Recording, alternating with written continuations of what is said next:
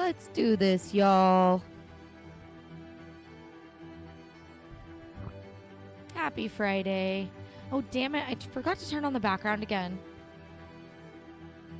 I'm not even gonna BRB for this one. I'm just gonna fucking do it. Fuck it. How y'all doing? Got an eval at this place. Make sure I don't have any more post-crash out injuries, so I gotta leave in like an hour. But I'm here for now. Well, thank you for being here. We really appreciate it.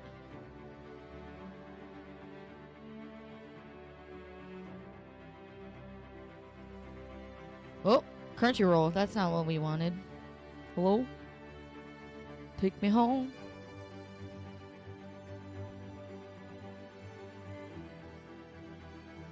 Who's ready for some Princess Bride today, y'all? Speaking of that, let's switch it over. Music-wise, real quick. All right.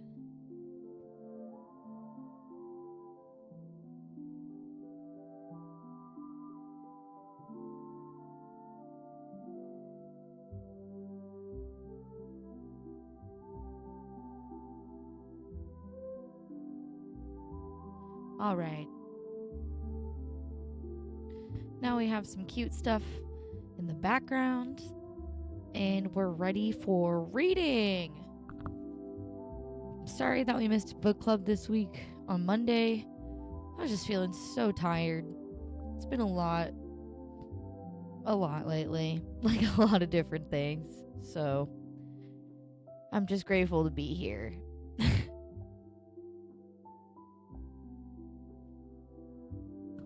Got some new Dabaruskis I'm going to open up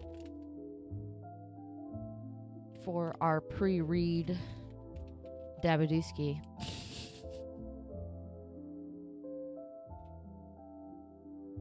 I hope everyone's having a good Friday so far.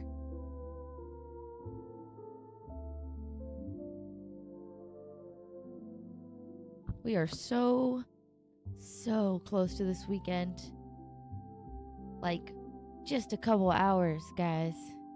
Today's Friday the 13th. You're right. No wonder this morning started out so fucking weird. Okay, I have to tell y'all about what happened this morning. It's embarrassing. Okay? It's especially embarrassing because I spent 2 years of my life studying horticulture, and I forgot this, like, important aspect of something that I should definitely remember. So, we're gonna get nerdy for a second. Wisteria. It's a very beautiful plant. It has beautiful blooms, and is a very popular plant, specifically for its blooms. And yeah, it's like vining habit. So, one of the things, I almost forgot to clean this, and I just dropped my dabs. So we are, it's still being about the same as it was earlier. God damn it. Oh my lord. So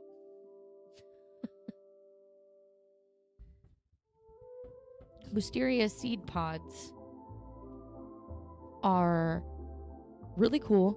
One of the things though about Wisterias is that they are really hard to grow from seed because they have a lot of issues when they are seedlings, which is obviously the most fragile time of any plant's lifespan. But with Wisteria specifically, a lot of wisteria that you see and would buy tends to be grafted wisteria. So they grafted it from like a piece from a different plant and put it onto, usually they do it with the root stalks because it seems to be the roots themselves that don't have the proper strength to like become an established plant. So that has been kind of a loophole for keeping modern wisteria alive because of the fact that they're so hard to grow from seed. And with my nerdy ass being a little horticulturalist, I'm like, oh, I want to try to grow one from seed anyways, because it'd be cool to try to do it. And what a proud accomplishment. I've tried to do it before, They died. It was super hard to keep them alive. I'm like still determined to try. So I saw there was a seed pod while I was out on my regular tasks, and I was like, oh hell yeah, this is a really like good opportunity to just grab a seed pod so I can take these seeds and stratify them so that they will be ready to grow. Stratification is the process of taking a seed and having it be dormant but inside of a like cold, wet environment for a certain amount of time before it can appropriately grow.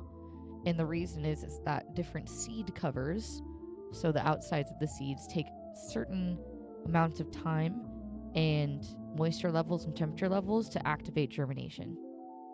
So stratification is the process of taking those seeds, putting them in like cold water, putting them in the fridge in the dark, and leaving them there for the determined amount of time that they need to be in there so that they can start rooting and grow properly. Okay, lesson done. So I grabbed this motherfucking seed pod, right? Okay, take it. Take it into my house because I'm like, yay, I want to try to stratify some seeds. This will be fun, little science project. I've done it before. I forgot a very important aspect of wisteria seed pods.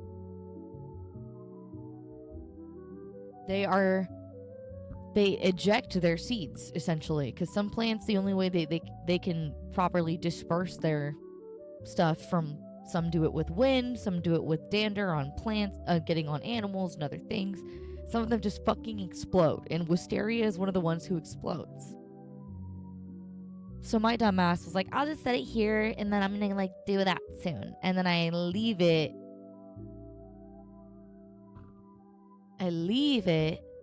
on a goddamn shelf. Forget about it for a couple days. Come out this morning. There's a busted ass wisteria pod just like on the ground.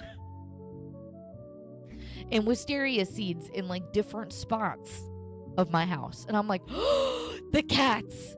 First of all, my dumbass, wisteria is extremely toxic to cats in any form, including the seed pod or the seed even. So I'm like, like I'm so mad at myself. And like I'm trying to figure this out. I'm like, what fucking happened? What's going on? Gabe comes home from work. He's helping me look. We're trying to find all of the seeds. We found like both sides of the pod, so we were able to count how many seeds there actually were. We found all the seeds. And I was like, how the fuck did this happen? And I look it up and I'm like, oh.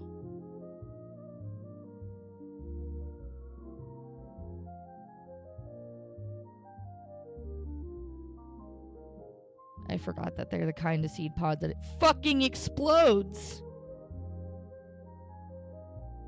So that was how my day started. I'm sorry for how long of a, like, it's just like, you know, I just don't go around picking up all kinds of seed pods. There's reasons.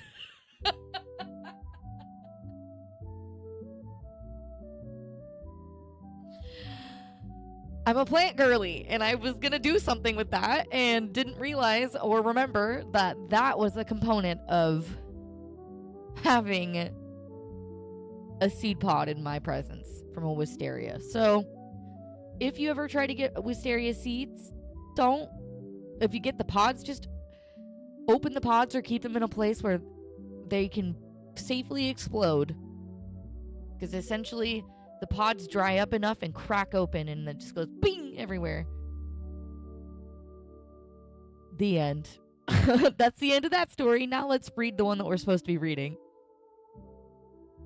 My dab rig is clean.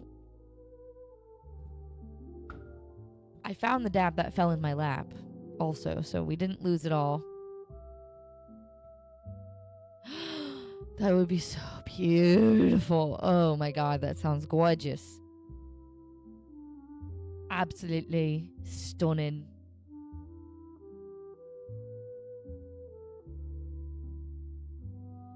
Man. Oh, that'd be so pretty. Dude, I'm knocking over everything today. Like, it's been like that this whole day. I got a grocery order, went to pick it up. realized that I forgot like multiple things. Had to go inside and get the stuff. And then got home, unpacked the groceries, discovered that multiple items were expired, which happened to me last time that I ordered the groceries from the same place.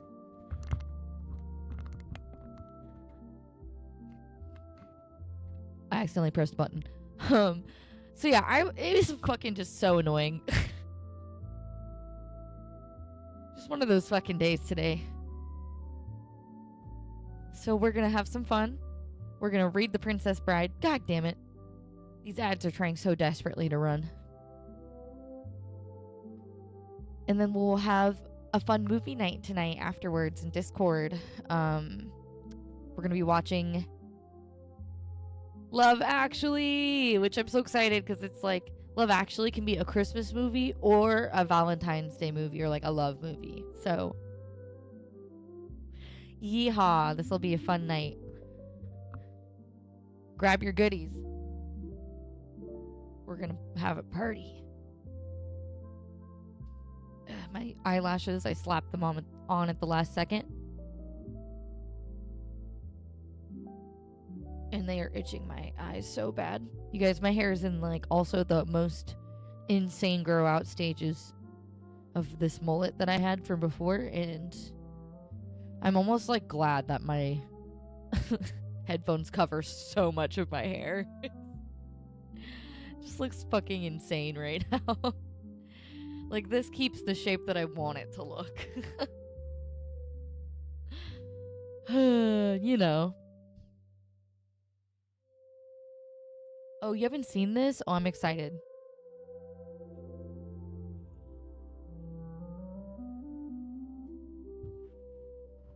It's a good classic. I've only seen it a couple times.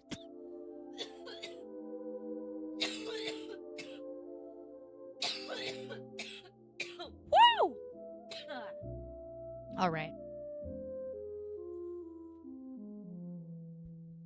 I went to my local dispo today. Not today, yesterday. What the fuck? Got myself a big thing of joints.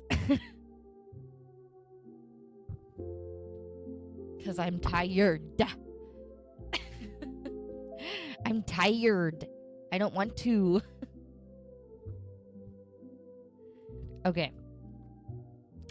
So I'm trying to recap what happened last time, because I think the last time what we read was when there were a lot of trolls, and that was making my brain go all over the place.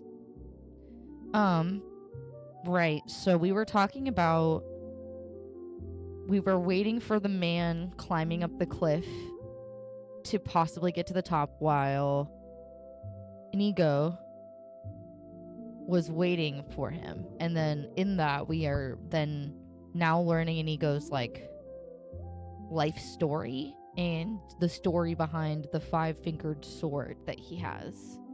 And so we were going through that history of Inigo and his father dying and his relationship with the other sword maker that was like the legendary sword maker, Yeste. So I want to make sure I let you guys know. Okay. So, as we know, also, like, Inigo came to Yeste and was like, they killed my dad. Hi, Wayne, welcome in. But yeah, they were like, hey, they killed my dad. I need somewhere to live. I'm traumatized. So he lived with Yeste. And I think he, like, ran away, essentially, and then came back to Yeste. And so, yeah, then he's telling him like all the stuff that he's been doing for, basically he left for 10 years and came back and was like, here's what I've been doing. I've been squeezing rocks to make your wrist strong. Look, I'm like doing a little recap as I look through. But yeah, so that's kind of where we were at before things just continued to derail. So recap completed. I'll make sure to watch out in case ads start so that we take a pause in case those start. Coolio. Let's do it. So, madness, said Yeste. You've spent 10 entire years just learning to fence? No, not just learning to fence, Inigo answered. I did many other things as well. Tell me. Well, Inigo began. 10 years, what is that? About 3,600 days, and that's about, I figured this out once, so I remember pretty well, about 86,000 hours. God damn it, it won't let me dismiss this ad. I am getting really annoyed with the ad. I thought I turned it down, so I'm gonna have to look at it again and say, stop it. Okay, I guess we'll have pause. We've done the recap. I think the ad's gonna be a minute to 2 minutes, and then we'll start reading.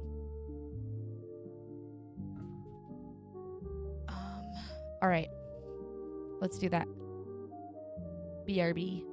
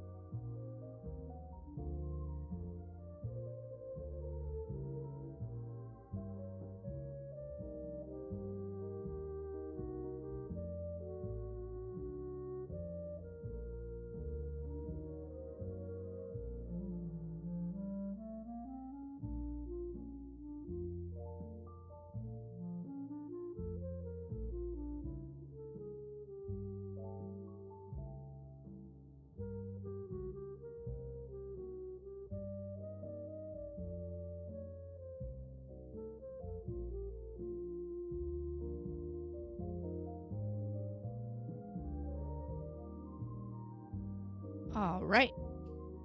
That wasn't too bad. Oh, god damn it. It started another ad one? Okay, never mind. Hold on. Fucking you shits.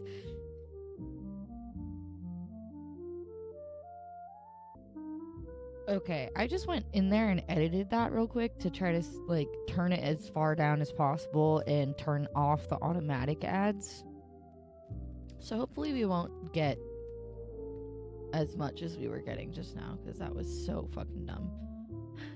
And it stopped and then was like, oh, there's another one. So hopefully, and I changed it to say only manual, so hopefully that's what it'll do.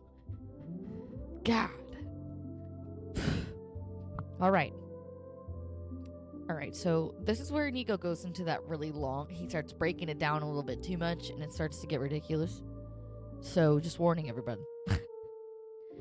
10 years is what? About 3,600 days, and that's about, I figured this out once, so I remember pretty well, about 86,000 hours. Well, I always made it a point to get 4 hours sleep per night. That's 14,000 hours right there, leaving me perhaps 72,000 hours to account for. You slept. I'm with you. What else? Well, I squeezed rocks. I'm sorry, my hearing sometimes fails me. It sounded like you said you squeezed rocks. To make my wrists strong, so I could control the sword. Rocks like apples, that size. I would squeeze them in each hand for perhaps 2 hours a day, and I would spend another 2 hours a day in skipping and dodging and moving quickly, so that my feet would be able to get me into position to deliver properly the thrust of the sword. That's another 14,000 hours. I'm down to 58,000 now. Well, I always sprinted 2 hours each day as fast as I could, so my legs, as well as being quick, would also be strong. And that gets me down to about 50,000 hours. Yeste examined the young man before him. Blade thin, 6 feet in height, straight as a sapling, bright-eyed, taut even. Motionless, he seemed whippet quick. In these last 50,000 hours, These have been spent studying the sword. Inigo nodded. Where? Wherever I could find a master. Venice, Bruges, Budapest. I could have taught you here. True, but you care for me. You would not have been ruthless. You would have said, excellent parry, Inigo. Now that's enough for one day. Let's have supper. That does sound like me, Yeste admitted. But why was it so important? Why was it worth so much of your life? Because I could not fail him again. Fail who? My father. I have spent all these years preparing to find the six-fingered man and kill him in a duel. But he is a master, Yeste. He said as much, and I saw the way his sword flew at Domingo. I must not lose that duel when I find him, so now I have to come to you. You know swords and swordsmen. You must not lie. Am I ready? If you say I am, I will seek him through the world. If you say no, I will spend another 10 years and another 10 after that, if that is needed. Jesus, that's a long time. So they went to Yeste's courtyard. It was late morning, hot.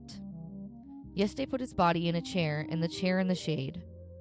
Inigo stood waiting in the sunshine.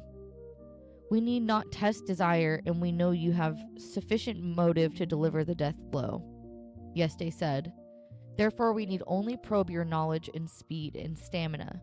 We need no enemy for this. The enemy is always in the mind. Visualize him. Inigo drew his sword. The six-fingered man taunts you, Yeste called. Do what you can. Inigo began to leap around the courtyard, the great blade flashing. He uses the Agrippa defense, Yeste shouted. Immediately, Inigo shifted position, increased the speed of his sword.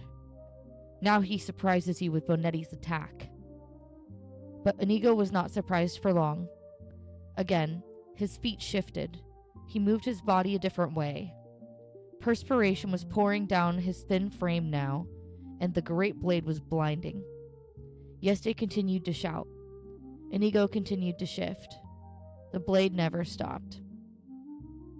At 3 p.m, Yeste said, Enough. I'm exhausted from watching. Inigo sheathed the six-finger sword and waited. You wish to know if I feel you are ready to duel to the death a man ruthless enough to kill your father, rich enough to buy protection, older and more experienced and acknowledged master. Inigo nodded. I'll tell you the truth, and it's up to you to live with it. First, there's never been a master as young as you. 30 years at least before that rank has yet been reached, and you are barely 22. Well, the truth is you are an impetuous boy driven by madness, and you are not now, and you will never be a master. Wow, that's so mean. Why would he say that? What the fuck? What the heliante? Okay, great. Thanks, Yeste. You fat fuck. Sorry. This is why you guys were watching me read it, right? Okay. Thank you for your honesty, Inigo said. I must tell you I'd hoped for better news. I find it very hard to speak just now, so if you'll please excuse me, I'll be on my... I had not finished, Yeste said. What else is there to say? My dab break is ready. 1 second.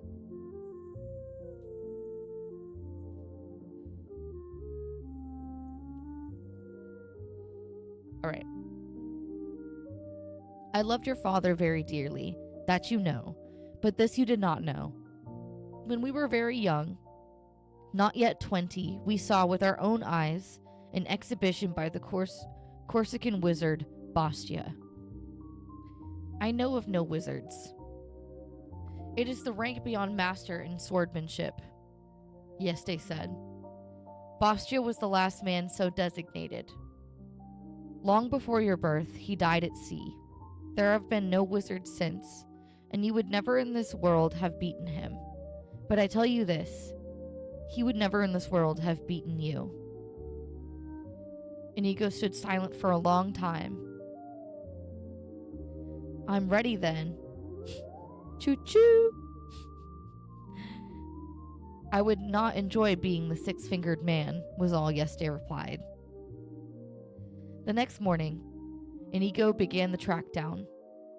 He had it all carefully prepared in his mind. He would find the six-fingered man. He would go up to him. He would simply say, "Hello, my name is Inigo Montoya. You killed my father. Prepare to die." And then, oh then, the duel. It was a lovely plan, really. Simple, direct, no frills. In the beginning, Inigo had all kinds of wild vengeance notions, but gradually, simplicity had seemed the better way. Originally, he had all kinds of little plays worked out in his mind. The enemy would weep and beg, the enemy would cringe and cry, the enemy would bribe and slobber and act in every way unmanly. But eventually these two gave way in his mind to simplicity. The enemy would simply say, "Oh yes, I remember killing him. I'll be only too delighted to kill you too." Inigo had one problem.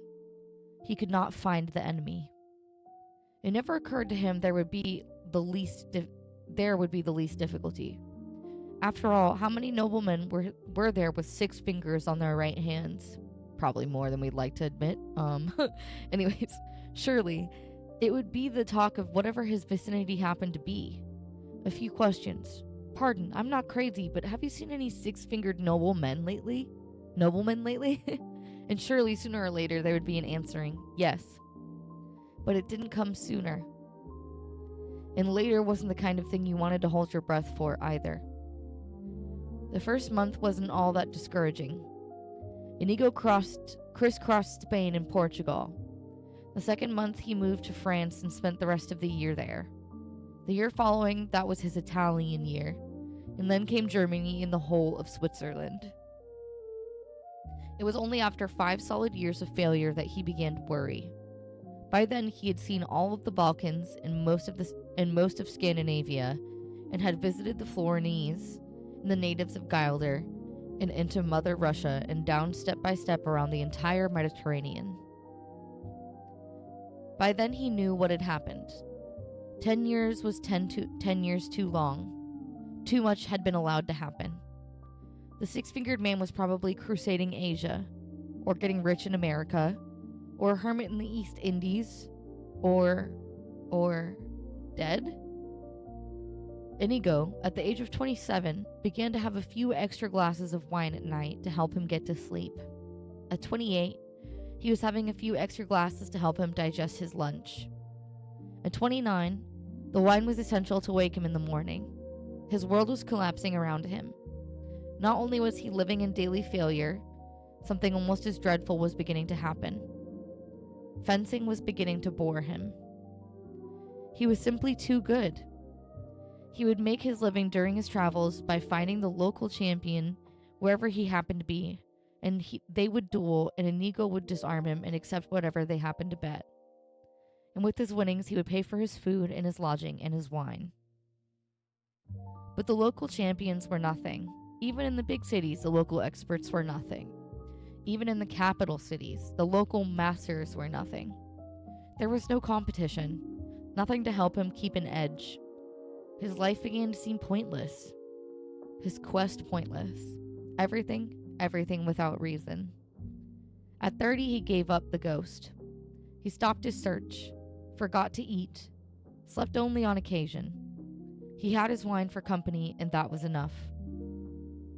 He was a shell. The greatest fencing machine since the Corsican wizard was barely even practicing the sword. He was in that condition when the Sicilian found him.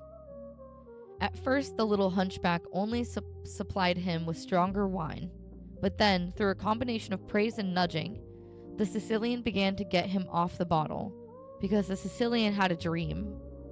With his guile plus the Turk's strength, plus the Spaniard's sword, they might become the most effective criminal organization in the civilized world. Which is precisely what they became. In dark places, their names whipped sharper than fear. Everyone had needs that were hard to fulfill. The Sicilian crowd, 2 as company, 3 a crowd even then, became more and more famous and more rich. Nothing was beyond or beneath them. Inigo's blade was flashing again, more than ever like lightning. The Turk's strength grew more prodigious with the months. But the hunchback was the leader. There was never doubt. Without him, Inigo knew where he would be, on his back begging wine in some alley entrance. The Sicilian's word was not just law, it was gospel. So when he said, "Kill the man in black," all other possibilities ceased to exist. The man in black had to die. Inigo paced the cliff edge, fingers snapping. 50 feet below him now, the man in black still climbed. Inigo's impatience was beginning to bubble beyond control. He stared down at the slow progress. Find a crevice, jam in the hand, find another crevice, jam in the other hand. 48 feet to go. Inigo slapped his sword handle, and his fingers snapping began to go faster. He examined the hooded climber, half hoping he would be six-fingered, but no, this one had the proper accompaniment of digits. 47 feet to go now. Now 46. "Hello there," Inigo hollered, when he could wait no more. The man in black glanced up and grunted. "I've been watching you." The man in black nodded. "Slow going," Inigo said. "Look, I don't mean to be rude," the man in black said finally, "but I'm rather busy just now, so try not to distract me." "I'm sorry," Inigo said. The man in black grunted again. "I don't suppose you could speed things up," Inigo said. "If you want to speed things up so much," the man in black said. Whoops, clearly quite angry now. "You could lower a rope or a tree branch, or find some other helpful thing to do." "I could do that," Inigo agreed. "But I don't think you would accept my help, since I'm only waiting up here so that I can kill you." "That does put a damper on our relationship," the man in black said then. "I'm afraid you'll just have to wait." 43 feet left. 41. "I could give you my word as a Spaniard," Inigo said. "No good," the man in black replied. "I've known too many Spaniards." "I'm going crazy up here," Inigo said. "Anytime you want to change places, I'd be happy to accept." 39 feet. And resting. The man in black just hung in space, feet dangling, the entire weight of his body supported by the strength of his hand jammed into the crevice. "Come along now," Inigo pleaded. It's been a bit of a climb," the man in black explained, "and I'm weary. I'll be fine in a quarter hour or so." "Another quarter hour? Inconceivable."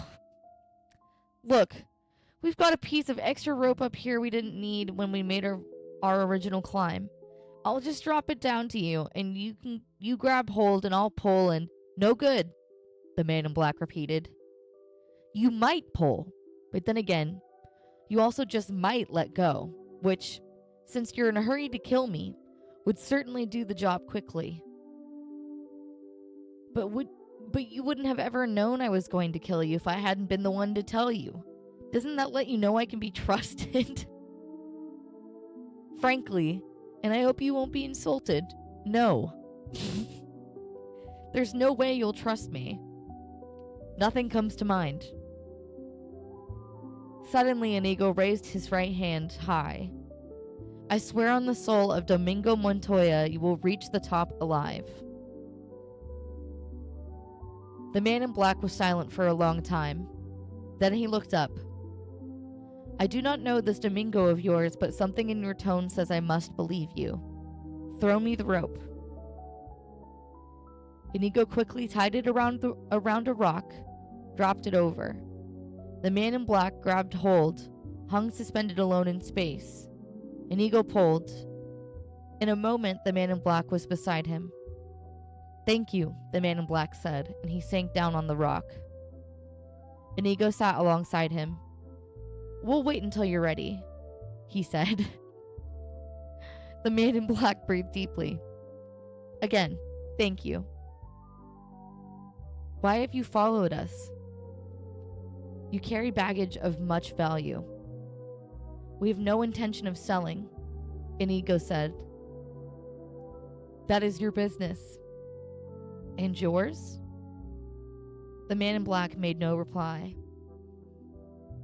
Inigo stood and walked away, surveying the terrain over which they would battle. It was a splendid plateau, really, filled with trees for dodging around and roots for tripping over and small rocks for losing your balance on and boulders for leaping off if you could climb on them fast enough. And bathing everything, the entire spot, moonlight. One could not ask for a more suitable testing ground for a duel, Inigo decided. It had everything, including the marvelous cliffs at one end, beyond which was the wonderful 1,000-foot drop, always something to bear in mind when one was planning tactics. It was perfect. The place was perfect. Provided the man in black could fence. Really fence. Inigo did then what he always did before a duel. He took the great sword from its scabbard and touched the side of the blade to his face 2 times, once along the scar, once along the other. Then he examined the man in black. A fine sailor, yes, a mighty climber, no question, courageous without a doubt. But could he fence? Really fence? Please, Inigo thought. It has been so long since I've been tested. Let this man test me. Let him be a glorious swordsman. Let him be both quick and fast, smart and strong. Give him a matchless mind for tactics, a background the equal of mine. Please, it's been so long. Let him be a master. I have my breath back now, the man in black said from the rock. Thank you for allowing me my rest. We best get on with it then, Inigo said. The man in black stood. You seem a decent fellow, Inigo said. I hate to kill you. And you seem a decent fellow, answered the man in black. I hate to die. Oh, hey! Welcome in, turtles. Good to see you. Thanks for stopping through and joining in. But one of us must, Inigo said. Begin. And so saying, he took the 6-fingered sword and put it into his left hand. He had begun all his duels left-handed lately. It was good practice for him, and although he was the only living wizard in the world with his regular hand, the right still, he was more than worthy with his left. Perhaps 30 men alive were his equal when he used his left. Perhaps as many as 50, perhaps as few as 10. The man in black was also left-handed, and that warmed Inigo. It made things fairer. His weakness against the other man's strength, all to the good. They touched swords, and the man in black immediately began the Agrippa defense, which Inigo felt was sound, considering the rocky terrain, for the Agrippa kept the feet stationary at first, and made the chances of slipping minimal. Naturally, he countered with Capo Ferro, which surprised the man in black, but he defended well, quickly shifting out of Agrippa and taking the attack himself, using the principles of Thibault. Inigo had to smile. No one had taken the attack against him in so long, and it was thrilling. He let the man in black advance, let him build up courage, retreating gracefully between some trees, letting his Bonetti defense keep him safe from harm.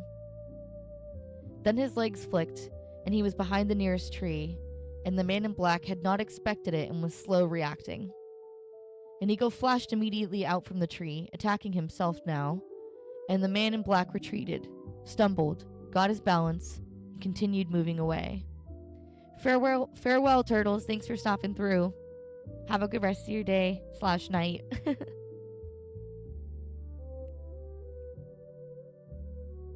Inigo was impressed with the quickness of the balance return. Most men the size of the man in black would have gone down or, at the least, fallen to one hand. The man in black did neither. He simply quick-stepped, wrenched his body erect, and continued fighting. They were moving parallel to the cliffs now, and the trees were behind them, mostly. The man in black was slowly being forced toward a group of large boulders, for Inigo was anxious to see how well he moved when quarters were close, when he could not thrust or parry with total freedom.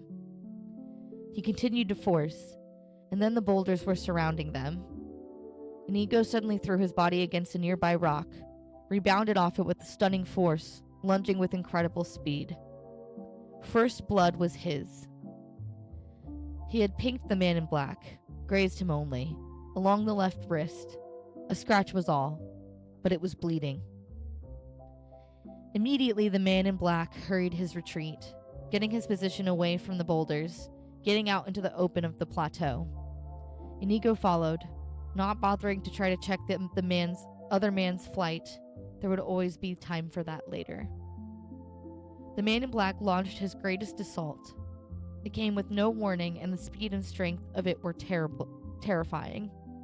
His blade flashed in the light again and again, and at first, Inigo was only too delighted to retreat. He was not entirely familiar with the style of the attack. It was mostly McBone, but there were snatches of Capo Ferro thrown in, and he continued moving backward while he concentrated on the enemy, figuring the best way to stop the assault. The man in black kept advancing, and Inigo was aware that behind him now he was coming closer and closer to the edge of the cliffs, but that could not have concerned him less. The important thing was to outthink the enemy, find his weakness, let him have his moment of exaltation. Suddenly, as the cliffs came nearer, Inigo realized the fault in the attack that was flashing at him. A simple thigh-bolt maneuver would destroy it entirely, but he didn't want to give it away so soon. Let the other man have the triumph a moment longer. Life allowed so few. The cliffs were very close behind him now. Inigo continued to retreat. The man in black continued advancing. Then Inigo countered with the thigh-bolt, and the man in black blocked it. He blocked it! Inigo repeated the thigh-bolt move, and again it didn't work. He switched to Capo Ferro. He tried Bonetti. He went to Fabrice. In desperation, he began a move used only twice, Bisanct. Nothing worked. The man in black kept attacking, and the cliffs were almost there. Inigo never panicked, never came close, but he decided some things very quickly because there was no time for long consultations.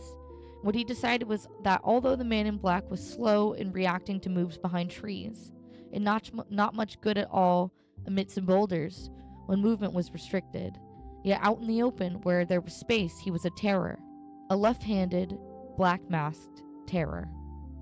"You are most excellent," he said. His rearing foot was at the cliff edge. He could retreat no more. "Thank you," the man in black replied. "I've worked very hard to become so." "You are better than I am," Inigo admitted. "So it seems. But if that is true, then why are you smiling?" "Because," Inigo answered, "I know something you don't know." "And what is that?" asked the man in black. "I'm not left-handed," Inigo replied.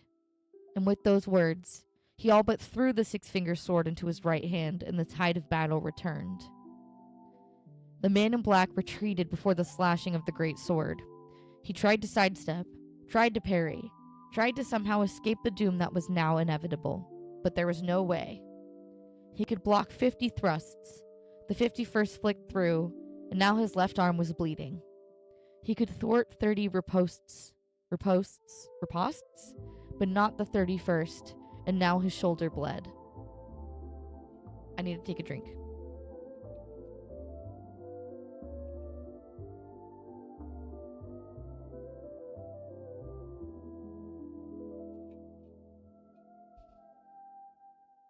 Okay. Cool. The wounds were not yet grave, but they kept on coming as they dodged across the stones. And then the man in black found himself amidst the trees, and that was bad for him. So he all but fled before Inigo's onslaught. And then he was in the open again, but Inigo kept coming.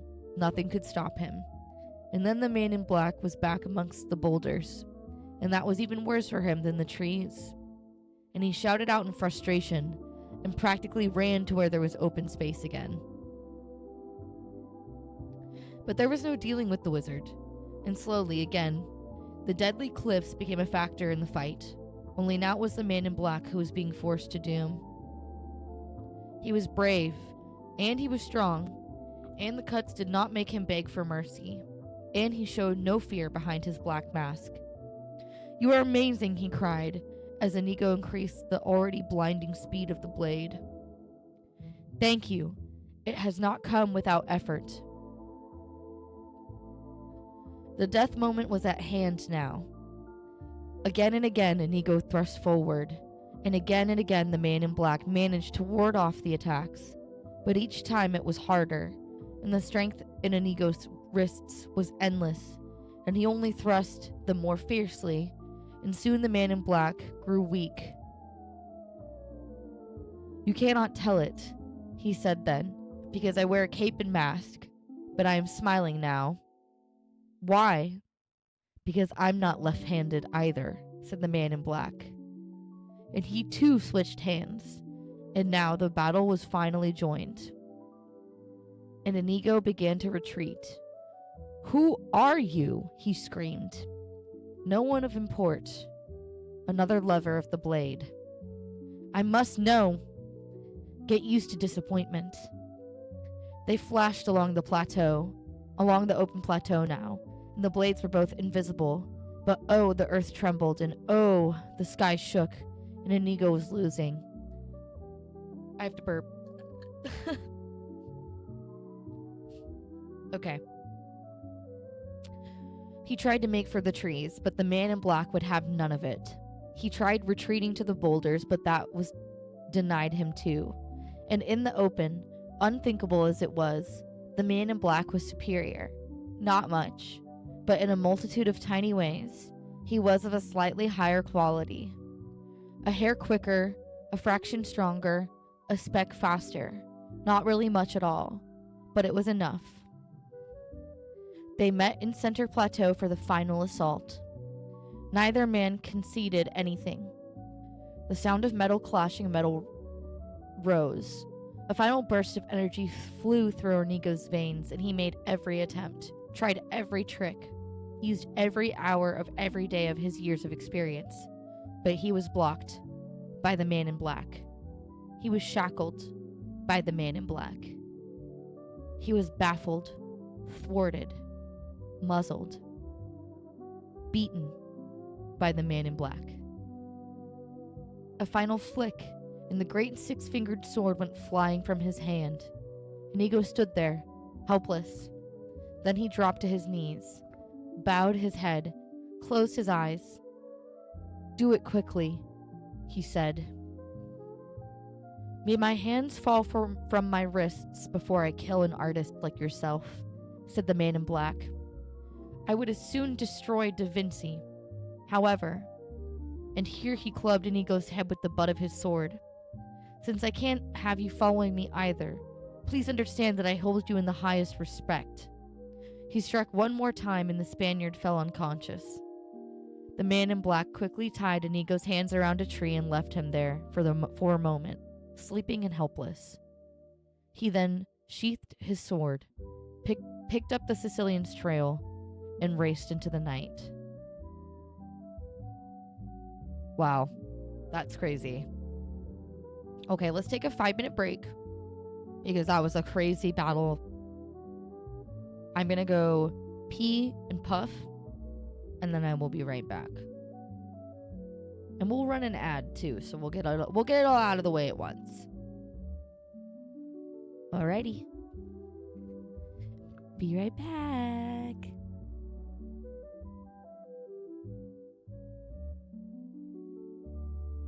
Alrighty.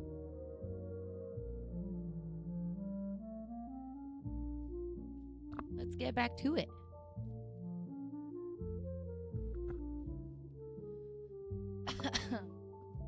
We're gonna keep on reading, and I think that how I'm gonna have these go is if we want to discuss, we can stop and discuss like any time, and then we'll just keep reading until the end of the hour, So if we need to stop and chat, feel free to be like, hey, Julie, slow down. Julie, stop. Julie, stop. I want to talk about this.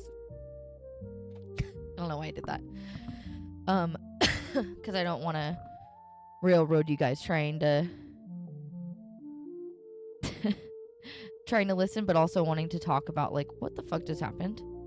So let me know. Otherwise, I'm going to keep reading.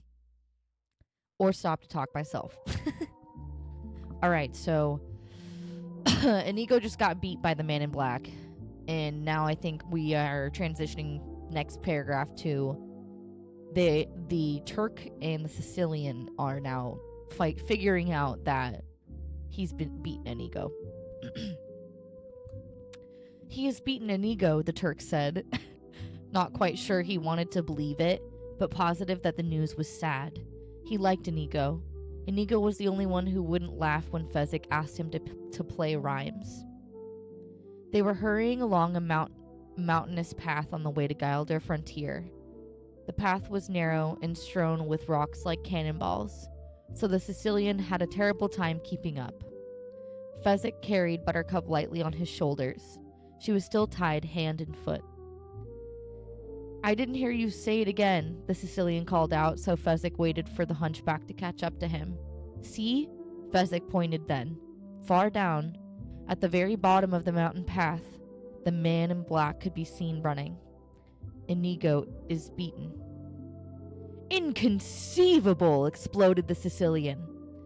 Fezzik never dare disagree with the hunchback.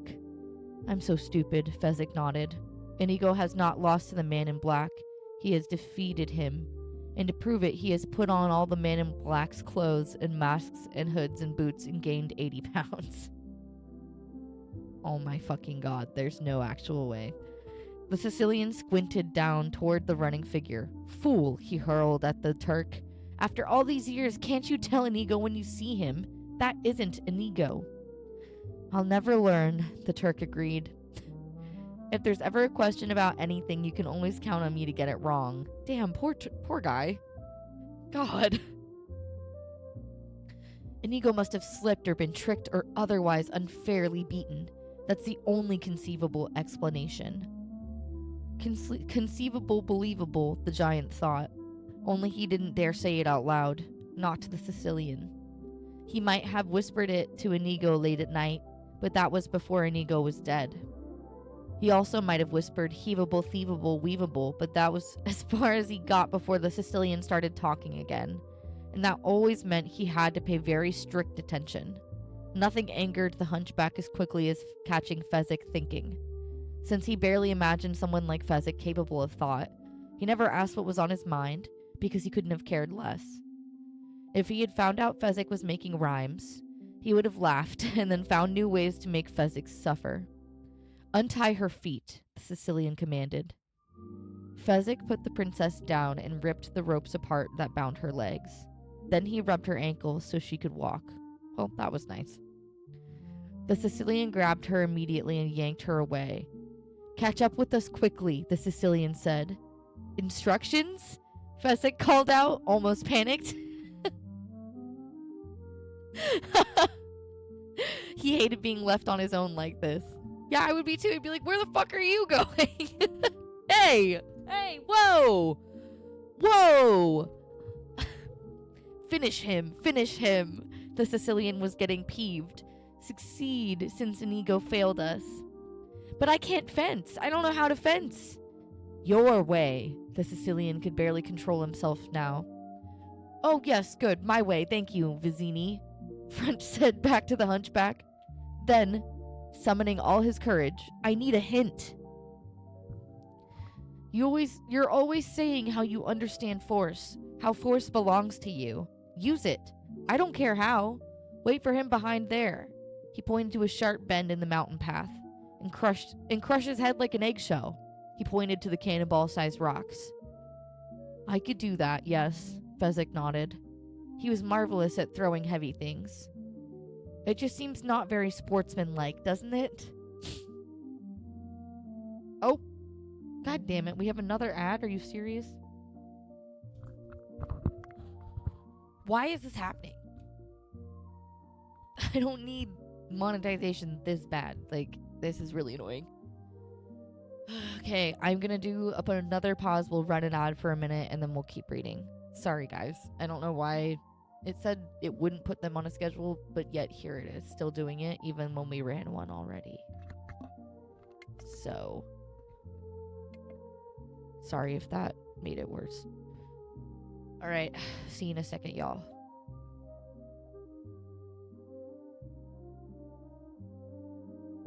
Okay.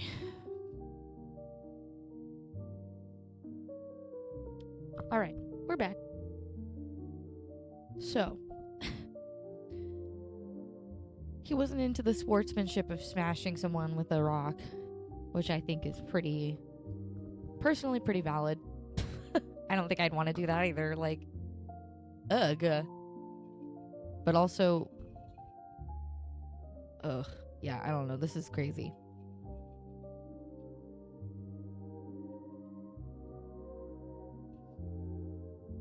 Okay. It just seems not very sportsmanlike, doesn't it? The Sicilian lost control. It was terrifying when he did it. With most people, they scream and holler and jump around. With Vizzini, it was different. He got very, very quiet, and his voice sounded like it came from a dead throat, and his eyes turned to fire. I tell you this, and I tell it once. Stop the man in black. Stop him for good and all. If you fail, there will be no excuses. I will find another giant. Please don't desert me, Fezzik said. Then do as you're told. He grabbed hold of Buttercup again, and he hobbled up the mountain path and out of sight. Fezzik glanced down the figure racing up the path towards him. Still a good distance away. Time enough to practice. Fezzik picked up a rock the size of a cannonball and aimed at a crack in the mountain 30 yards away. Swoosh. Dead center. He picked up a bigger rock and threw it at a shadow line twice as distant. Not quite swoosh. 2 inches to the right. Fezzik was reasonably satisfied. 2 inches off would still crush a head if you aimed for the center. He groped around, found a perfect rock for throwing. It just fit his hand. Then he moved to the sharp turn in the path, backed off into the deepest shadow. Unseen, silent, he waited patiently with his rock, counting the seconds until the man in black would die. Okay, so now we're getting Fezzik's backstory. Wow, while each person faces the man in black, we're also getting a flashback to their life story, which is crazy. So, Fezzik. Turkish women are famous for the size of their babies. The only happy newborn ever to weigh over 24 pounds upon entrance was the product of a southern Turkish union. Turkish hospitals records list a total of 11 children who weighed over 20 pounds at birth. That's insane. And 95 who weighed between 15 and 20. Now all of those 106 cherubs did what babies usually do at birth. They lost 3 or 4 ounces, and it took them the better part of a week before they got it totally back.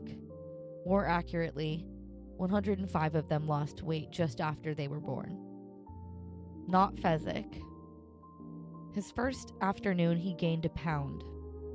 Since he weighed but 15, and since his mother gave birth 2 weeks early, the doctors weren't unduly concerned.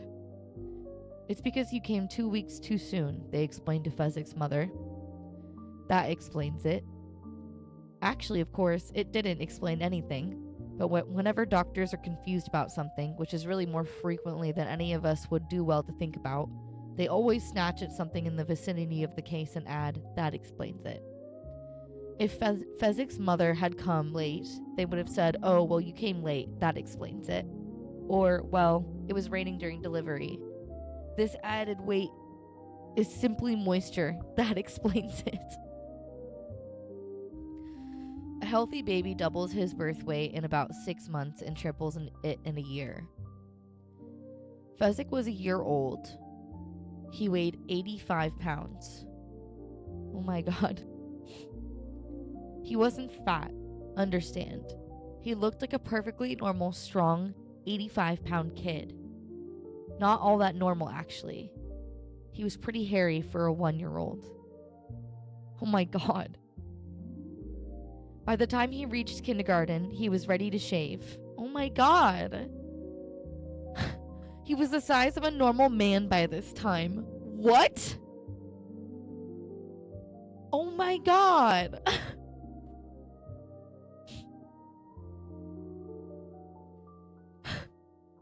He was the size of a normal man by this time, and all the other children made his life miserable. At first, naturally, they were scared to death. Even then, Fezzik looked fierce. But once they found out he was chicken, well, they weren't about to let an opportunity like that get away. Bully, bully, they taunted Fezzik during morning yogurt break. That is such a Turkish thing. Morning yogurt. I'm not, Fezzik would say out loud. To himself, he would go woolly woolly. He would never dare to consider himself a poet because he wasn't anything like that. He just loved rhymes. Anything he said out loud, he rhymed it inside.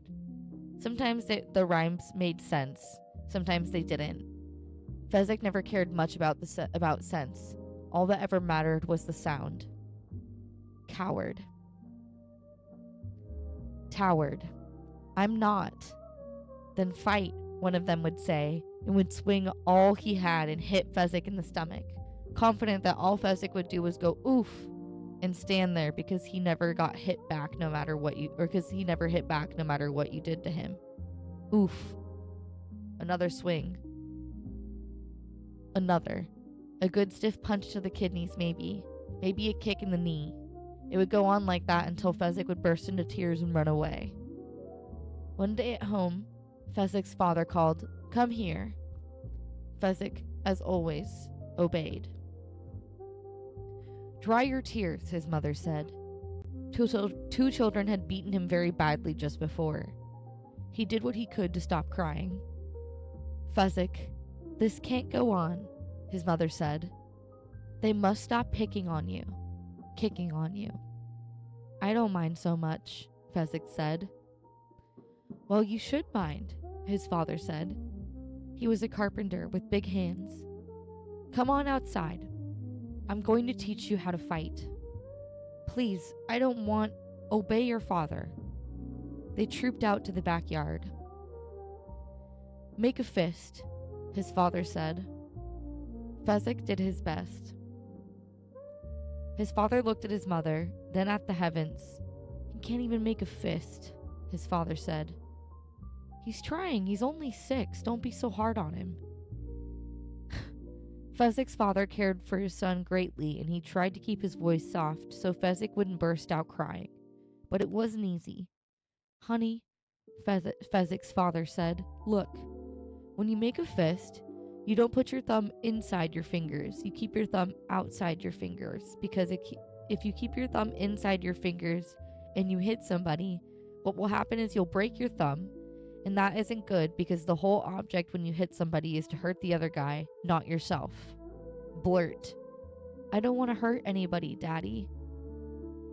"I don't want you to hurt anybody, Fezzik, but if you know how to take care of yourself and they know you know, they won't bother you much anymore." "Father, I don't mind so much." "Well, we do," his mother said. "They shouldn't pick on you, Fezzik, just because you need a shave." "Back to the fist," his father said. "Have you learned now?" Fezzik made a fist again, this time with the thumb outside. "He's a natural learner," his mother said. She cared for him as greatly as his father did. "Now hit me," Fezzik's father said. "No, I don't want to do that." "Hit your father, Fezzik." "Maybe he doesn't know how to hit," Fezzik's father said. "Maybe not." Oh my god, Fezzik's mother shook her head. Watch, honey, Fezzik's father said. See? Simple. You just make a fist like you already know, and then pull back your arm a little and aim for where you want to land and let go. Show your father what a natural learner you are, Fezzik's mother said. Make a punch. Hit him a good one. Fezzik made a punch toward his father's arm. Fezzik's father stared at him in stared at the heavens again in frustration. He came close to your arm, Fezzik's mother said quickly, before her son's face could cloud. That was very good for a start, Fezzik. Tell him what a good start he made, said to her husband. It was in the right general direction, Fezzik's father managed. If only I'd been standing 1 yard farther west, it would have been perfect. I'm very tired, Fezzik said. When you learn so much so fast, you get so tired. I do anyway. Please, may I be excused? Not yet, Fezzik's mother said. Honey, please hit me, really hit me, try. You're a smart boy, hit me a good one, Fezzik's father begged. Tomorrow, Daddy, I promise. Tears began to form. Crying's not going to work, Fezzik, his father exploded. It's not going to work on me, and it's not going to work on your mother. You're going to do what I say, and what I say is you're going to hit me.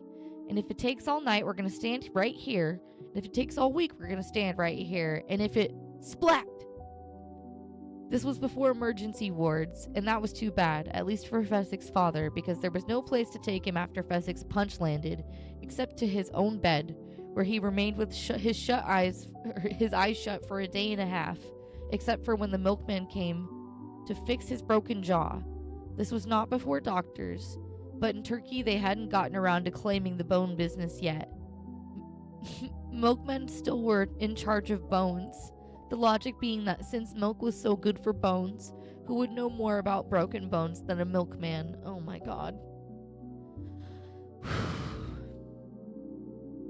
When Fezzik's father was able to open his eyes as much as he wanted, they had a family talk, the three of them.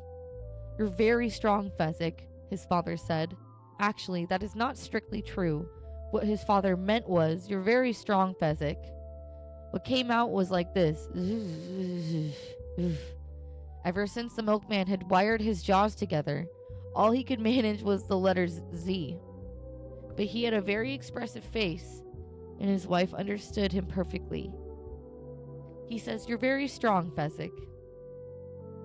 I thought I was, Fezzik answered. Last year I hit a tree once when I was very mad. I knocked it down. It was a small tree, but still, I figured that had to mean something. He says he's giving up being a carpenter, Fezzik. Oh no, Fezzik said. You'll be all well soon, Daddy. The milkman practically promised me. He wants to give up being a carpenter, Fezzik. But what will he do? Fezzik's mother answered this one herself. She and her husband had been up half the night agreeing on the decision. He's going to be your manager, Fezzik. Fighting is the national sport of Turkey. We're all going to be rich and famous. But Mommy, Daddy, I don't like fighting. Fezzik's father reached out and gently patted his son's knee. He said. It's going to be wonderful, his mother translated. Fezzik only burst into tears. They had his first professional match in the village of Sandiki on a steaming hot Sunday. Fezzik's parents had a terrible time getting him into the ring. They were absolutely confident of victory because they had worked very hard. They had taught Fezzik for 3 solid years before they mutually agreed that he was ready. Fezzik's father handled tactics and ring strategy, while his mother was more in charge of diet and training, and they had never been happier. Fezzik had never been more miserable. He was scared and frightened and terrified all rolled into one. No matter how they reassured him, he refused to enter the arena, because he knew something. Even though outside he looked 20, and his mustache was already coming along nicely, inside he was still this 9-year-old who liked rhyming things. No, he said, I won't, and you can't make me. After all we've slaved for these 3 years, his father said. His jaw was almost as good as new now. He'll hurt me, Fezzik said. Life is pain, his mother said. Anybody that says different is selling something. Please, I'm not ready. I forget the holds. I'm not graceful and I fall down a lot. It's true. It was. Their only real fear was, were they rushing him? When the going gets tough, the tough get going, Fezzik's mother said. Get going, Fezzik, his father said. Fezzik stood his ground. Listen, we're not going to threaten you, Fezzik's parents said, more or less together. We all care for each other too much to pull any of that stuff. If you don't want to fight, nobody's ever going to force you. We'll just leave you alone forever. Fezzik's picture of hell was being alone forever. He had told them that when he was 5. That's so sad. They marched into the arena then to face the champion of Sandiki, who had been champion for 11 years since he was 24.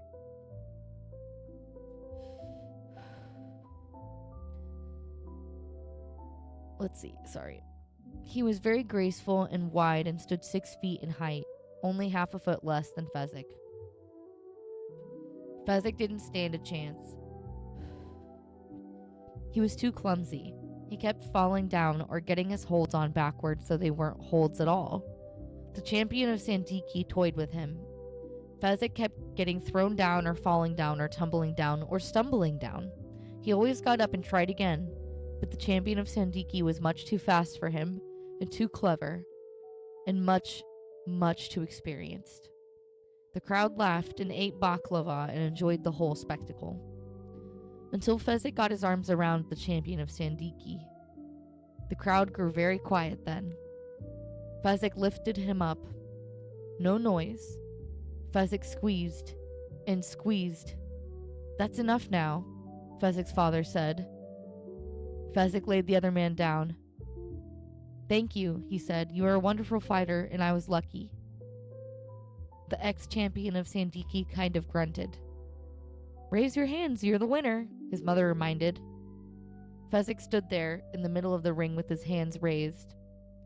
Boo, said the crowd. That's awful. Animal, ape, gorilla, boo! They did not linger long in Sandiki. As a matter of fact, it wasn't very safe from then on to linger long anywhere. They fought the champion of his spear. Boo! The champion of Samal. Boo! They fought in Baloo. They fought in Sile. Boo! I don't care what anybody says, Fezzik's mother told him one winter afternoon. You're my son and you're wonderful. It was gray and dark, and they were hot-footing it out of Constantinople's just as fast as they could because Fezzik had just demolished their champion before most of the crowd was even seated. I'm not wonderful, Fezzik said. They're right to insult me. I'm too big. Whenever I fight, it looks like I'm picking on somebody. Maybe, Fezzik's father began a little hesitantly.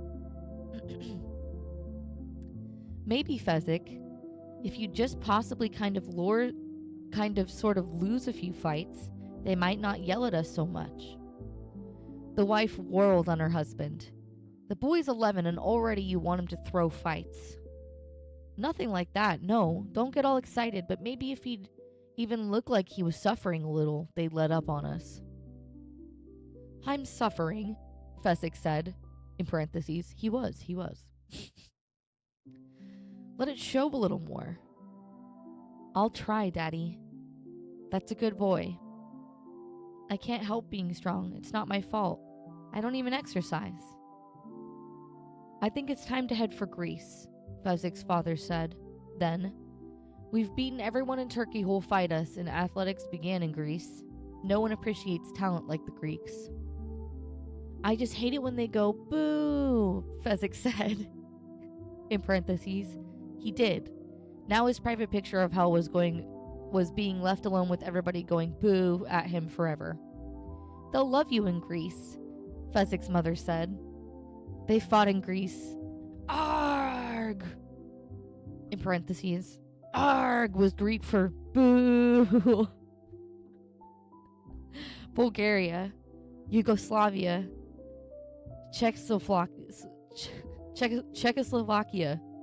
Romania. Boo! They tried the Orient, the jiu-jitsu champion of Korea, the karate champion of Siam, the kung fu champion of all India. See note on Arg. In Mongolia, his parents died. We've done everything we can for you, Fezzik. Good luck, they said, and they were gone. It was a terrible thing, a plague that swept everything before it. Fezzik would have died too, only naturally he never got sick. Alone, he continued on across the Gobi Desert, hitching rides sometimes with passing caravans. And it was there that he learned how to make them stop booing. Fight groups. It all began in a caravan on the Gobi when the caravan head said, "I'll bet my camel drivers can take you." There were only 3 of them, so Fezzik said, "Fine." He'd try. And he did. And he won, naturally. And everybody seemed happy. Fezzik was thrilled. He never fought just one person again if it was possible. For a while he traveled from place to place, battling gangs for local charities. But his busyness head was never much, and besides doing things alone was even less appealing to him now that he was into his late teens than it had been before. He joined a traveling circus. All the other performers grumbled at him because they said he was eating more than his share of food. So he stayed pretty much to himself except when it came to his work. But then, one night, when Fezzik had just turned 20, he got the shock of his life. The booing was back again. He could not believe it. He had just squeezed half a dozen men into submission, cracked the heads of a half a dozen more. What did they want from him? The truth was simply this. He had gotten too strong. He would never measure himself, but everybody whispered he must be over 7 feet tall, and he would never step on a scale, but people claimed he weighed over 400. Not only that, he was quick now. All the years of experience had made him almost inhuman. He knew all the tricks, could counter all the holds. Animal, ape, gorilla, boo!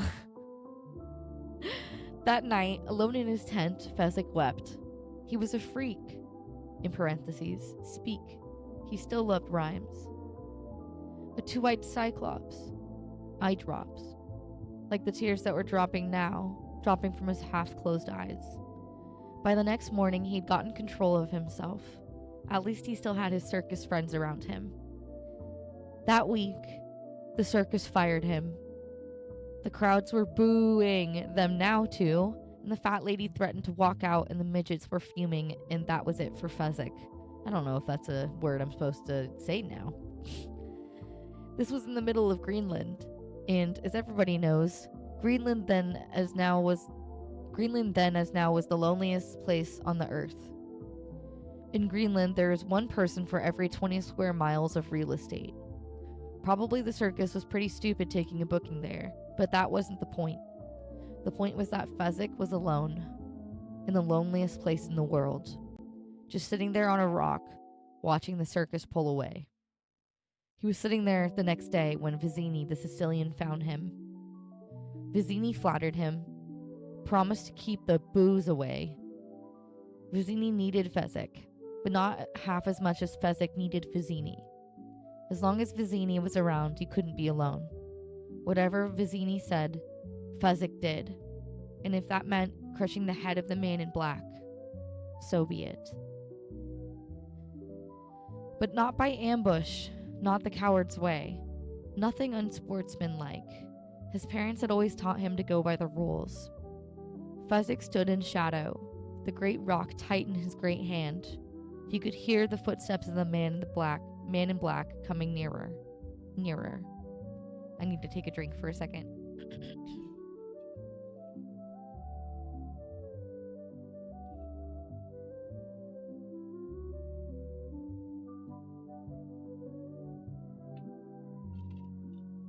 God, I'm sorry if you can hear that. Okay. Fezzik leaped from hiding and threw the rock with incredible power and perfect accuracy. It smashed into a boulder a foot away from the face of the man in black. I did that on purpose, Fezzik said then, picking up another rock, holding it ready. I didn't have to miss. I believe you, the man in black said. They stood facing each other on the narrow mountain path.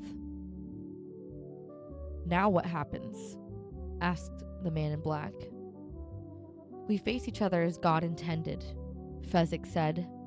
No tricks, no weapons, skill against skill alone. You mean you'll put down your rock and I'll put down my sword and we'll try to kill each other like civilized people. Is that it? If you'd rather, I can kill you now, Fezzik said gently, and he raised the rock to throw. I'm giving you a chance. So you are, and I accept it, said the man in black, and he began to take off his sword and scabbard. Although, frankly, I think the odds are slightly in your favor at hand fighting. I tell you what I tell everybody, Fezzik explained. I cannot help being the biggest and strongest. It's not my fault. I'm not blaming you, said the man in black. Let's get to it then, Fezzik said, and he dropped his rock and got into fighting position, watching as the man in black slowly moved towards him.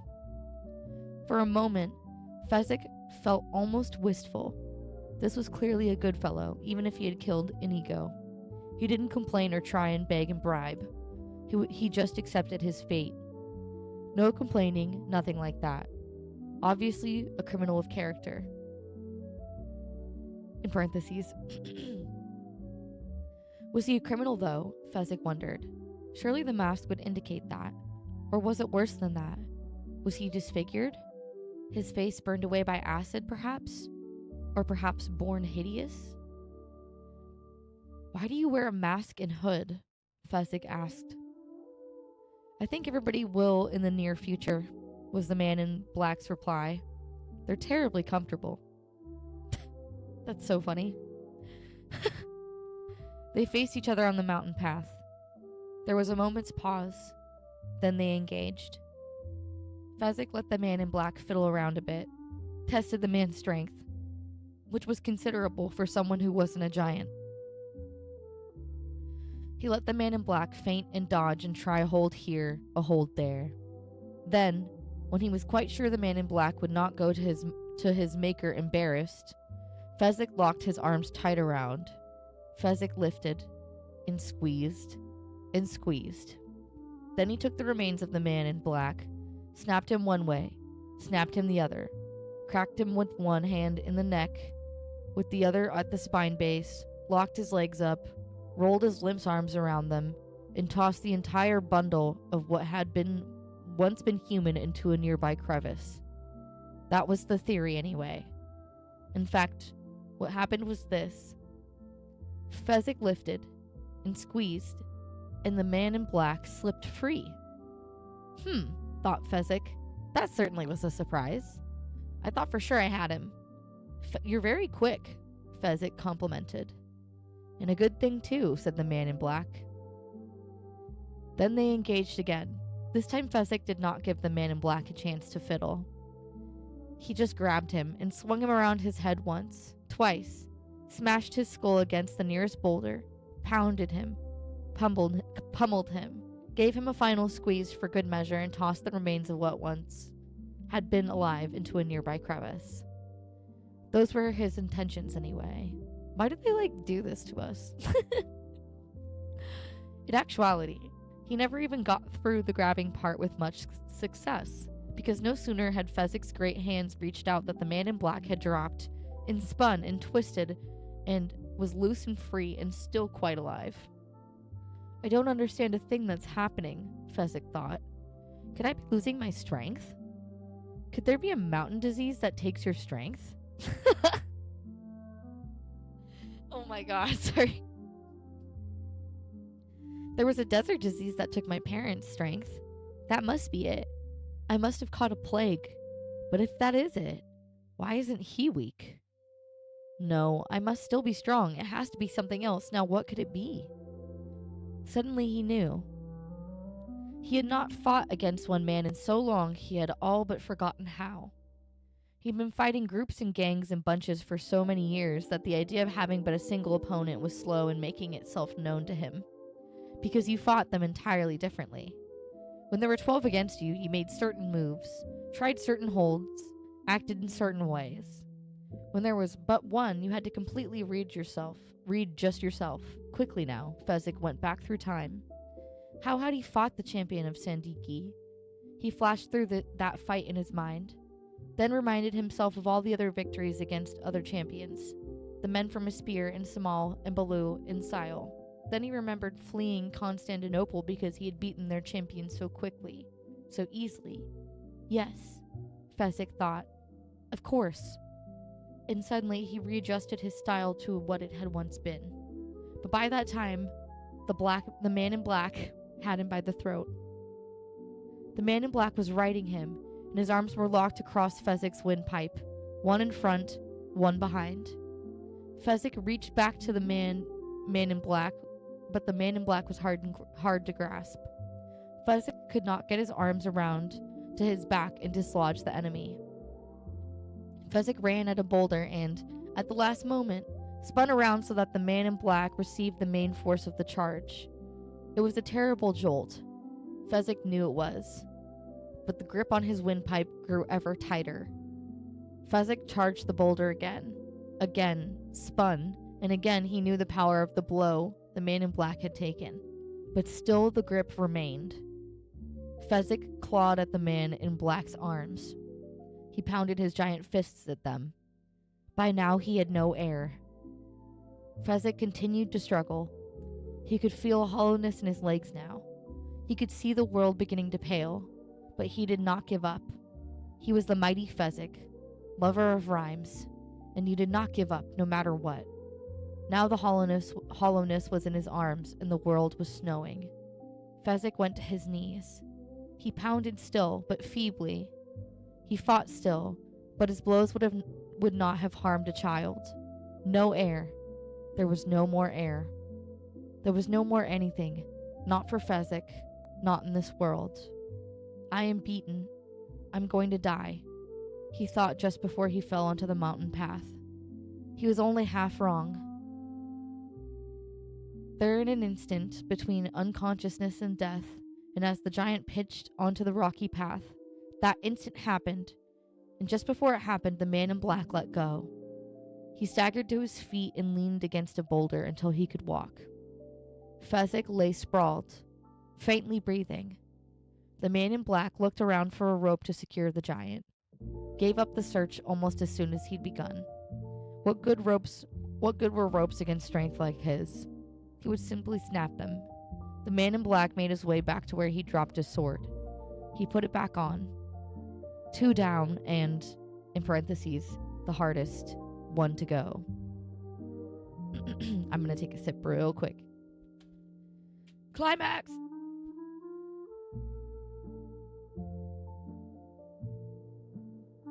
This is about to get real juicy.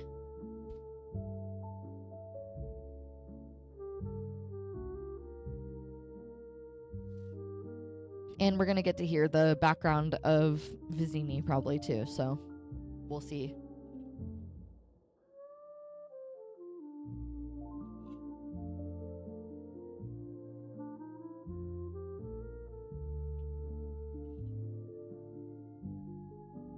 All right. Okay. I'm going to try to read until the end of this fight if I can. But I do need to start movie night at 5 and need some time in between that. So we won't go all the way till 5, obviously. Vizzini was waiting for him. Indeed, he had set out a little picnic spread. From the knapsack that he always carried, he'd taken a small handkerchief, and on it he placed 2 wine goblets. In the center was a small leather wine holder, and beside it some cheese and some apples. The spot could not have been lovelier. A high point of the mountain path with a splendid view all the way back to Florin Channel. Buttercup lay helpless beside the picnic, gagged and tied and blindfolded. Vizzini held his long knife against her white throat. "Welcome," Vizzini called when the man in black was almost upon them. The man in black stopped and surveyed the situation. "You've beaten my Turk," Vizzini said. "It would seem so. And now it is down to you, and it is down to me." "So that would seem too." The man in black said, the man in black said, edging just a half step closer to the hunchback's long knife. With a smile, the hunchback pushed the knife harder against Buttercup's throat. It was about to bring blood. "If you wish her dead, by all means, keep moving," Vizzini said. The man in black froze. "Better," Vizzini nodded. No sound now beneath the moonlight. "I understand completely what you are trying to do," the Sicilian said finally, "and I want it quite clear that I resent your behavior. You are trying to kidnap what I have rightfully stolen, and I think it quite ungentlemanly." He's ungentlemanly for trying to... I don't even know. Like, what? "Let me explain," the man in black began, starting to edge forward. "You're killing her," the Sicilian screamed, shoving harder with the knife. A drop of blood appeared now at Buttercup's throat, red against white. The man in black retreated. "Let me explain," he said again, but from a distance. Again, the hunchback interrupted. "There's nothing you can tell me I do not already know. I've not had the schooling equal to some, but for knowledge outside of books, there's no one in the world close to me. People say I read minds, but that is not, in all honesty, true.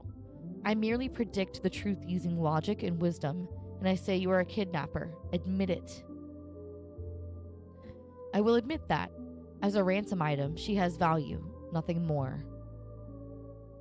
I've been instructed to do certain things to her. It is very important that I follow my instructions. If I do this properly, I will be in demand for life. And my instructions do not include ransom, they include death. So your explanations are meaningless. We cannot do business together.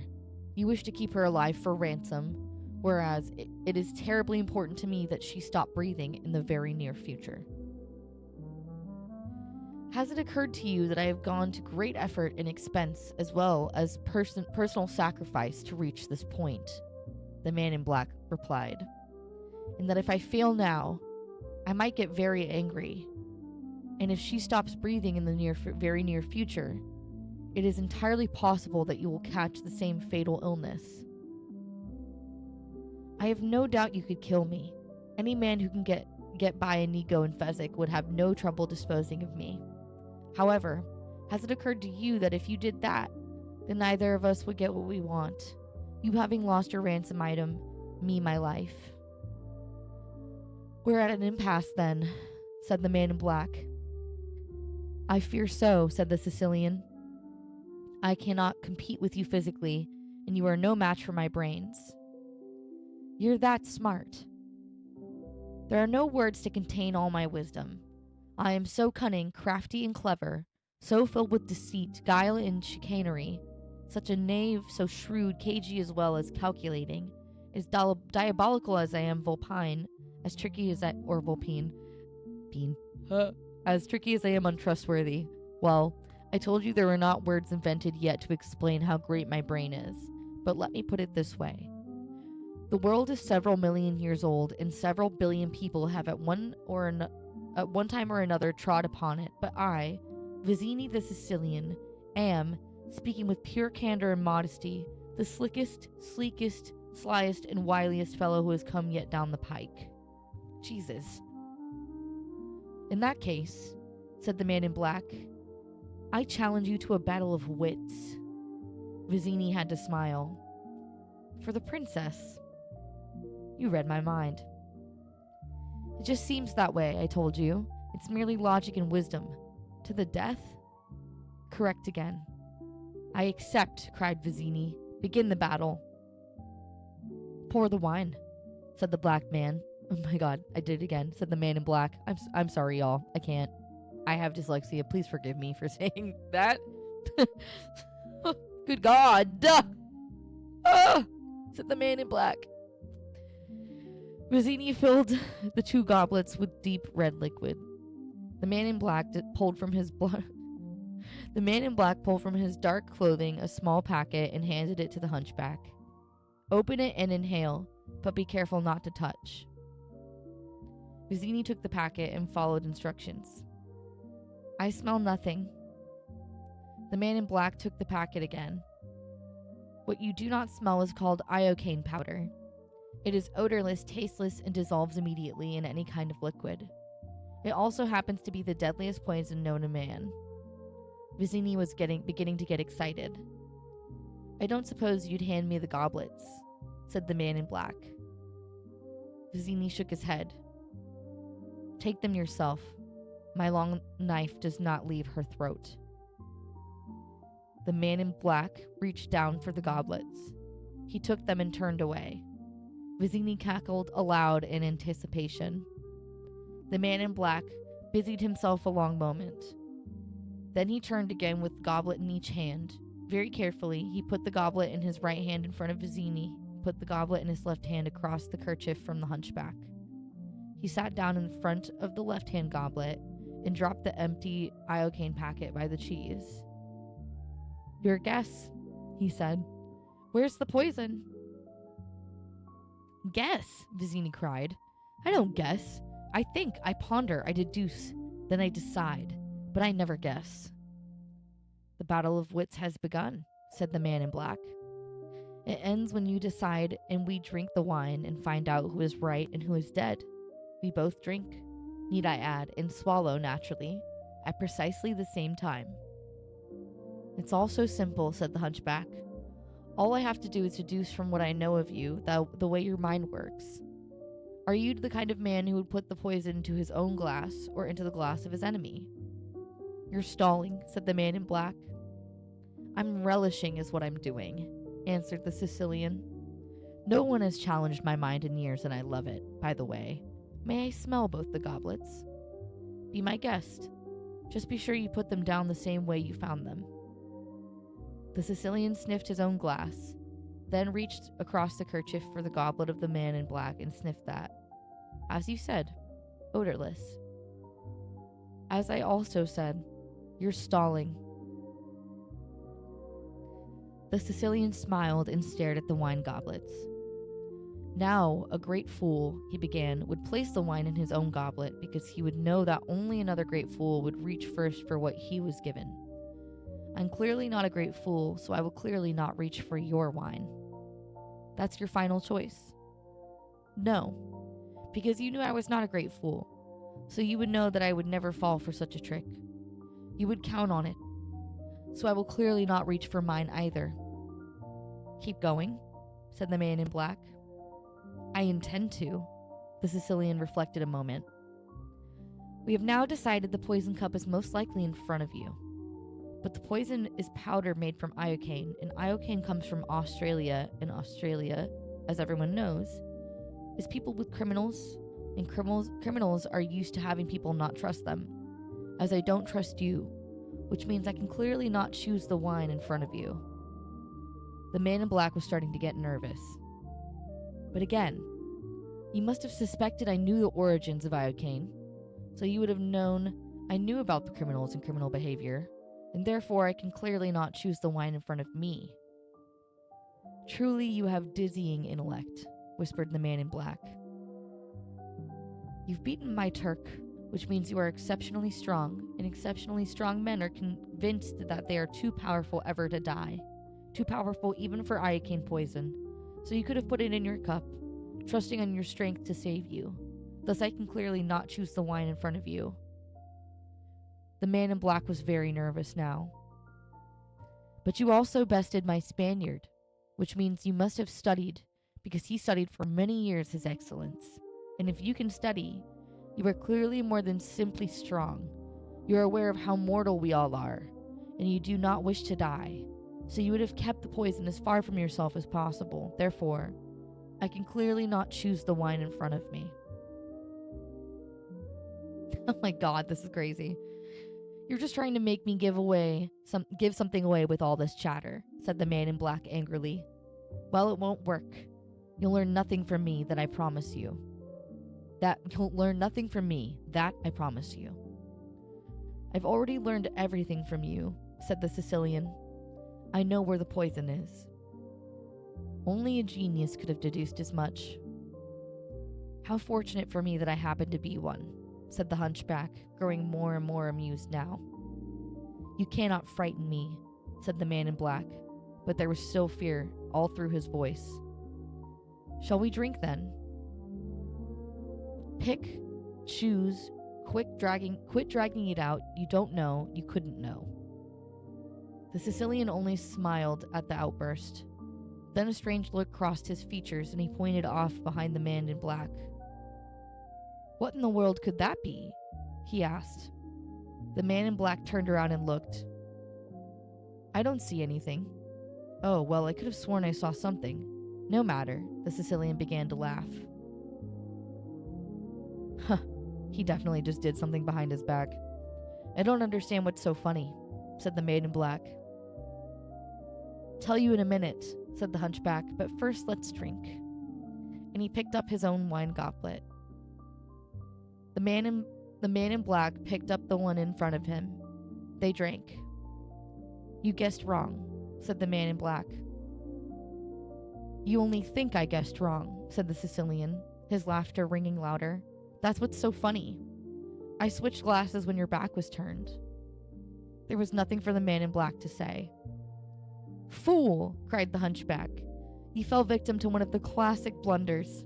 The most famous is never get involved in a land war in Asia, but only slightly less well known is never go in against a Sicilian when death is on the line."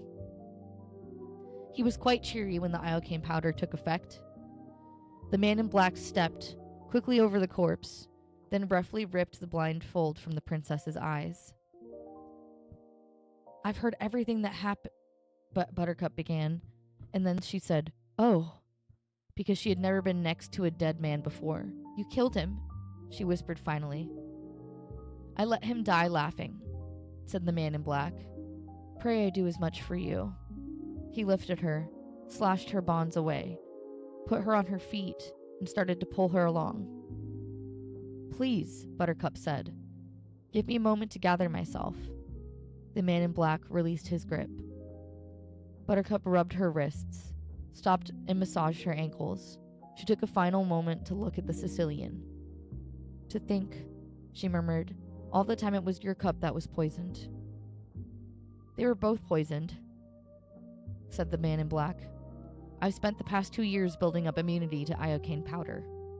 "Oh my god, what a fucking..." Buttercup looked at him. He was terrifying to her, masked and hooded and dangerous. His voice was strained and rough. "Who are you?" she asked. "I am no one to be trifled with," replied the man in black. "That is all you ever need to know." And with that, he yanked her upright. "You've had your moment." Again, he pulled her after him, and this time she could do nothing but follow. They moved along the mountain path. The moonlight was very bright, and there were rocks everywhere, and to Buttercup it all looked dead and yellow like the moon. How many more pages is this? Okay, quite a few. Okay, I think we're gonna stop there because we read the battle. He's freed her. Now they're on their way to their next adventure. So we will return to that on Monday at 5 o'clock. Well, you guys, thank you so much for coming for another book club reading. It was very, very fun and interesting. And I am really enjoying this book, even though it's kind of wild in many ways. We are going to be doing Love Actually tonight, watching that in our Discord server. So if you haven't joined our server and you want to, here's the link to do so. We will be doing that at 5 p.m., so in 1 hour from now, Pacific Standard Time. So in that time, get things done, get ready for some good times, and we will enjoy watching Love Actually tonight. With that, have a lovely love day tomorrow. Whether you are celebrating yourself or someone that you love or your loved ones, your friends, whether you're doing a anti-Valentine's or a Galentine's, enjoy yourself, because the day, no matter what you want to dedicate it to, is about you and what you want to do with it. Every day is that, so I hope we all have a wonderful weekend. No peak tomorrow night, just to remind everybody.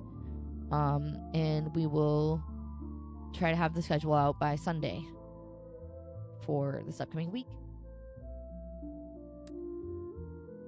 All right, Julio.